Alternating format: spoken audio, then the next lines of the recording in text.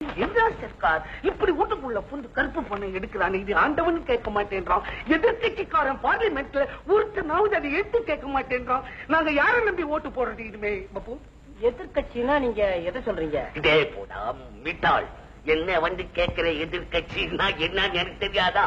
சர்க்கார் எவ்வளவு நல்லது செஞ்சாலும் அதை எடுத்துக்கிட்டு இருக்கிறவனுக்கு பேரு எதிர்கட்சின்னு பேரு. சார் நீங்க என்ன சொல்றீங்க? இப்ப சர்க்கார் சொல்றத எதிர்கட்சிக்காரங்க ஏன் எதுக்கலங்கிறீங்களா? நீ எல்லாத்தையும் எதுக்குறான், ஏன் இந்த கருப்பு பணத்துல எடுக்காம உட்காந்துக்கிட்டு இருக்கான்? அதாவது சர்க்கார் சொல்றத எதிர்கட்சிக்காரங்களும் ஒத்துக்கிறாங்கன்னு அர்த்தம். சர்க்கார் செய்யறத ஒத்துக்கிறதுக்கு பேரு எதிர்கட்சியா? என்ன பேச்சு பேசுறேடா பப்பூன்.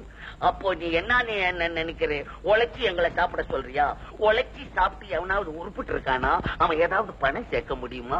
எங்களுக்கு பகவான் மண்டையில பெரிய மிளை கொடுத்திருக்கிறோம். அதை வச்சுக்கிட்டு நாங்க என்னென்னமோ டெலிகேஸ் பண்ணி சம்பாதிச்சு நிறைய எக்கச்சக்கமா வச்சிருக்கிறோம். அதை போய் கருப்பு பண்ணணும்னு பூந்து உள்ள வந்து பிடிக்கிறான்னு நியாயமா?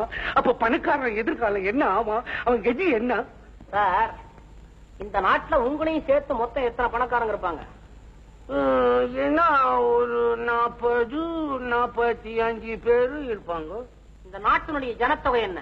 அது வதவதுன்னு இருக்கு. நிமிஷத்துக்கு 20 குழந்தைங்களை பேக்குறாங்களா? படிச்சிருக்கிறேன். நான் கணக்கு சொல்றேன். 45 கோடி மக்கள்.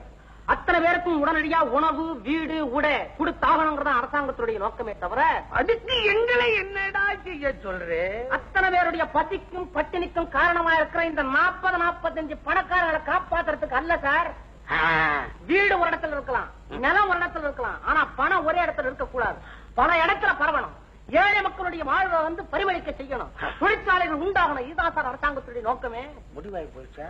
பாருங்க, அரிசி கிடைக்கிறாங்கிறதுக்கு ஜனங்களே உள்ள பூந்து எடுத்துட்டு போனாங்கல்ல, அதே தப்பு இந்த பண விஷயத்துல ஏற்பட்ட கூடாதுங்கிறதுனாலதான் அரசாங்கமே உங்களுக்கு பாதுகாப்பா இந்த ஏற்பாடு செஞ்சு வச்சிருக்கு. என்னமோ பாதுகாப்புன்னு நீ சொல்ற. இது ரிஷிகள் பிறந்த நாடு, முனிவர்கள் பிறந்த நாடு. கருப்பு பணத்தை யாரும் தொடக்கூடாது, அதான் நான் சொல்லுவேன்.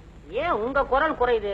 நம்ம கிட்ட ஏதாவது கருப்பு பணம் இருக்கா? யாரா சைத்தான் எங்க கிட்ட இருக்கான்னு மெதுவா கேக்குறே. நாங்கள் ராஜாக்கள் பரம்பரை, எக்கச்சக்கமா சேர்த்து வச்சிருக்காங்க. அப்பேன் பாட்டேன் பூட்டனை போய் கேளுங்கடா. எங்களை ஏன்டா கேக்குறீங்க? பெரிய தொல்லையா இருக்கு உங்களோட. சரி, நான் இப்ப கேட்கல.